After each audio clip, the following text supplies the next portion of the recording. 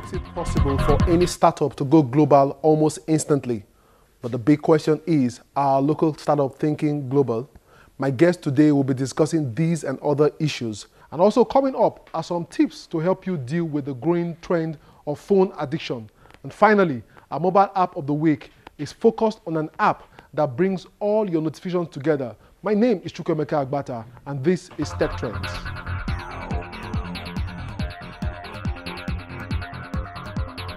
Google has begun testing its self-driving cars in Austin, Texas, expanding efforts to gather information on how the prototypes interact with traffic, road conditions, and people. Last month, the company began testing tiny bubble-shaped self-driving prototype vehicles of its own design on public roads around Mountain View. Google and other automotive manufacturers and suppliers have said the technology to build self-driving cars should be ready by 2020. The company executives say they don't want to build their own self-driving cars, but would prefer to find a new development and production partners.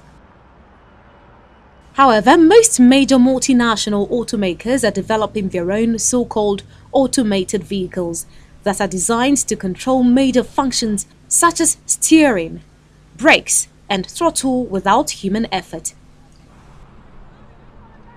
The Google self-driving cars have humans on board who can assume manual control of the vehicles if necessary.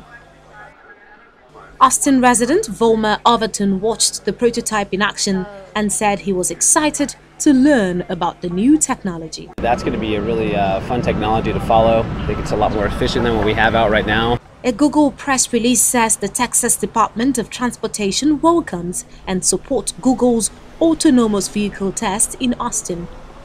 Both Google and Apple Inc. maintain offices in Austin, an emerging technology hub in the southwest United States.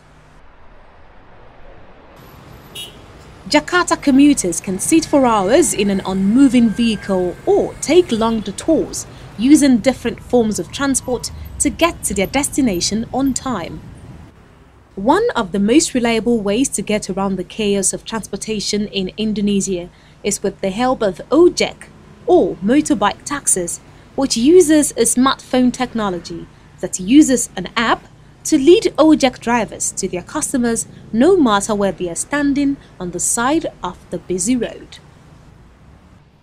Grab Bike, which is part of Grab Taxi, a mobile e-hailing app that originated in Malaysia, launched its motorcycle book and dispatch service in Indonesia in May. The company received nearly 8,000 orders in the city within a week of its launch. Homegrown Gojek, which started as a phone motorbike booking system 4 years ago, launched an app in January, and the number of green-jacketed drivers on its book jumped tenfold to 10,000. The app itself has set a national record after being downloaded close to 400,000 times in 6 months. This development has also led to the increase in income of the drivers. Nadiem Makarim, Chief Executive Officer of Gojek, said the company is in talks with the Jakarta government to provide a feeder service from residential areas to existing public transport. We're not a competitor to public transport, but we could be, in fact, a critical complement to public transport by providing the last mile feeder. Transportation experts worry about the increase of accessibility to Ojek because the roads could become congested if the number of motorbike taxis increase. The problem of today is that people are using motorcycle taxi from their home to their office, from their homes to their schools, from their homes to the markets, which is not an ideal situation.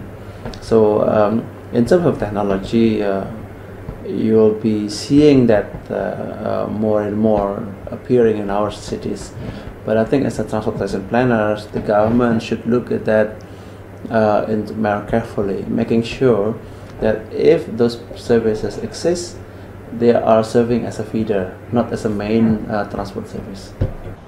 Jakarta has started investing more in public transport. Construction of a mass rapid transit system began in 2013 after decades of delay and is slated to open in 2018. Tech heads flocked to Mexico City's Zocalo for the start of Digital Village festivities in the capital to celebrate the latest in cutting-edge internet technology. The event allows Mexicans to take advantage of new 4G network for a series of workshops in the areas of employment, education, and health. This is the third annual event of its kind and brings together cutting-edge technology to the delight of many in the capital. In recent years, internet adoption has increased in Mexico, but the country still lags behind other countries